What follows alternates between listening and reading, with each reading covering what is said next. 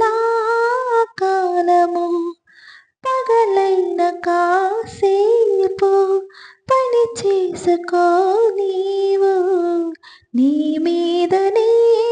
ధ్యానము నీ మీదనే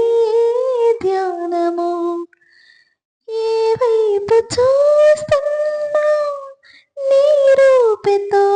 చింది లోకాక వేరేదై కనిపించనంటోంది ఈ ఇంద్రజాలాన్ని నీవేన చేసింది ఈ వేళలో నీవు ఏం చేస్తుంటావో అనుకుంటూ